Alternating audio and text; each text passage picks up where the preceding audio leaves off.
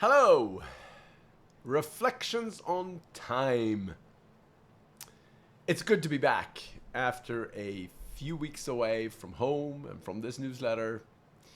Disrupting my normal life rhythms is clearly valuable. I got to swim in new waters, literally, meet new people, and also read and digest more and new and different thoughts in the past few weeks than I do typically. Some of you also suggested that I should extend my break and take an even longer pause. I will take that feedback into advisement for sure. Pausing is good. We all need to sharpen our saws from time to time. This brings me to perhaps a rather obvious reflection this week. I'm returning to our complicated relationship with time. I've discussed it several times before. There are lots of things to say about time, of course. First, few choices we make matter more than how we spend the time we've got. You could actually say that nothing compares to it. I also find it rather comforting that it's also the most democratically allocated of all our resources. We all get 24 hours per day. No one gets less, no one gets more. But it is the finitude of life that I really want to talk about. The fact that our lives have an expiration date and that our time here on earth isn't eternal or really, in a more universal context, even that long. I believe part of the anxiety and stress we are witnessing around us, to a degree, can be traced back to our rather unhealthy relationship with the time we do have. Hear me out. It's simple, and like most important things, also complicated. Exactly the kind of things I like. Many people act and live as if they have endless time. In fact, most people spend a majority of their lives trying not to think about the amount of sand left in their hourglass. Despite this, they even work hard at being more efficient in managing their time. Bookstores are filled with hacks and ideas for how to more effectively and efficiently manage the time we got. And of course, much of that advice and toolbox is good and helpful.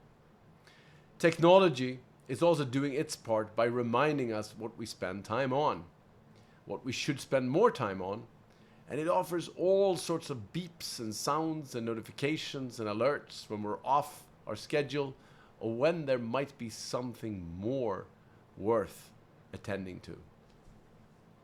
But does all this efficiency and time saving translate to spending our free time more meaningfully and intentionally?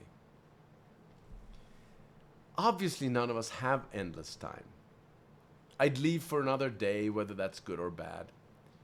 I'm sure people will continue to live longer, which of course is good, and perhaps even much longer. But I don't believe we will ever escape the certainty of finitude. But here's the thing.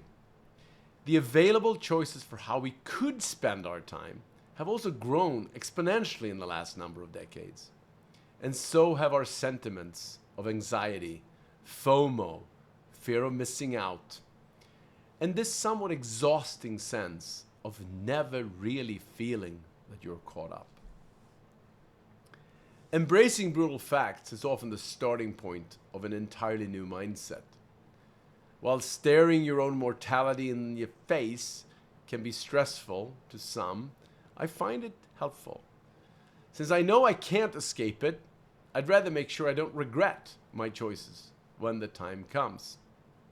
I often refer to this life philosophy as living in reverse. Tim Urban produces this weekly chart below. This is the chart of my life. The red dots are the weeks behind me. The gray ones are ahead of me. Yes, there is some chance I could get more gray dots, but there's also a much bigger chance I get fewer. The more I think about time, the more I want to make fewer and better choices. At a minimum, I want to be more considered in the choices I do make. The benefit of accepting the fact that we can't possibly engage with even a fraction of the many choices we have, we might slowly learn actually to enjoy missing out as a sort of recognition of a smart choice we made. Because every time we say no to something, we also say yes to something else. It carves out a new opportunity. Missing out is therefore a completely inaccurate portrayal of our emotional landscape. Missing out on exactly what? Your life? How we invest our time is paramount to this life we live. It's therefore perhaps our most important responsibility. If we are not the timekeepers of our life, who is? Or as Joan Didion so accurately reminded us, character, the willingness to accept responsibility for one's own life, is the source from which self-respect springs. The idea that taking control of your time will improve your self-respect is worth reminding ourselves often.